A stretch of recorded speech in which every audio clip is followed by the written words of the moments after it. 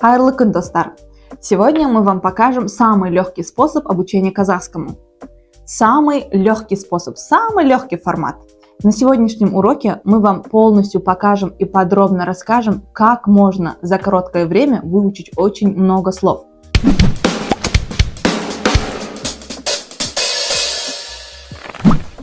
Итак, поехали. Во-первых, это описывающие слова, то есть характеризующие слова, либо прилагательные. Если вы будете запоминать слова с антонимами, то вы убьете двух зайцев одновременно, одним выстрелом.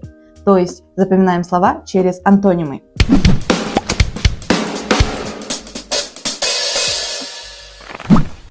И что же нам в этом поможет? Конечно же, игра. Берете в руки мячик, либо что-то наподобие мячика, бросайте ребенку, говоря при этом одно слово.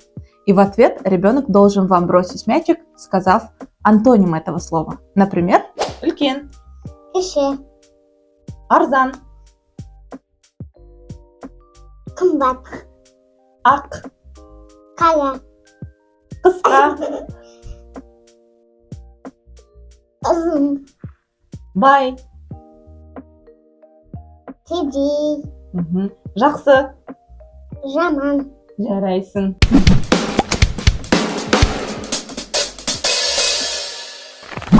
Также очень важно учитывать, что антонимы бывают не только у прилагательных, но и у существительных и глаголов. Например, қуану, айғыру, үндемеу, сөйлеу, алу. беру. Ну как, понятно?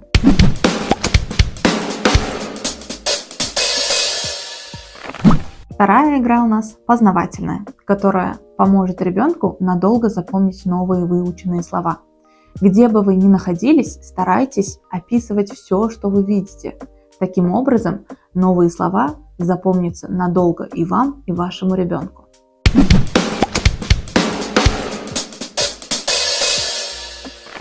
Ол дөңгелек, ақ, тәтті, оны кейбір адамдар жақсы көреді, кейбір адамдар жақсы көрмейді. Ол жұмыртқа. Иә. Енді мен саған жасырам, иә? Оның екі түрі болады, жасыл және ақ, үлкен және кіші болады. Және ол мектепте, сыныпта тұрады. Біз оған жаза аламыз, бірақ оған дәптерге сияқты көп сөз сыймайды. Ол не? Тақта.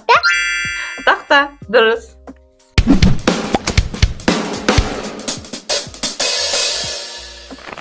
Третья игра тоже интересная. Это связано с ассоциациями. Вы говорите одно слово, ребенок продолжает. Вы видите в примере.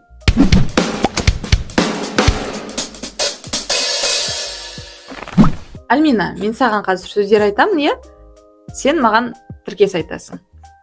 Қара, Қара мысық, қорқақ, қорқақ қоян, үлкен, үлкен үй, жаңа, жаңа үй, тыныш, тыныш бала, қызыл. қызыл көйлек.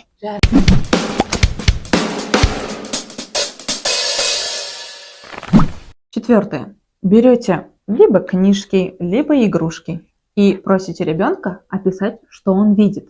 Например, жаңа кітап, кішкентай бала, әдемі қыз, жасыл ағаш.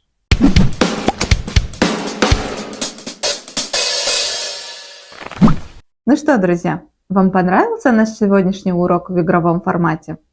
Я надеюсь, что да. Мы этим доказали, что можно учить язык легко и непринужденно, просто играя. Дальше будет еще веселее. Пайдаңызға жарасын!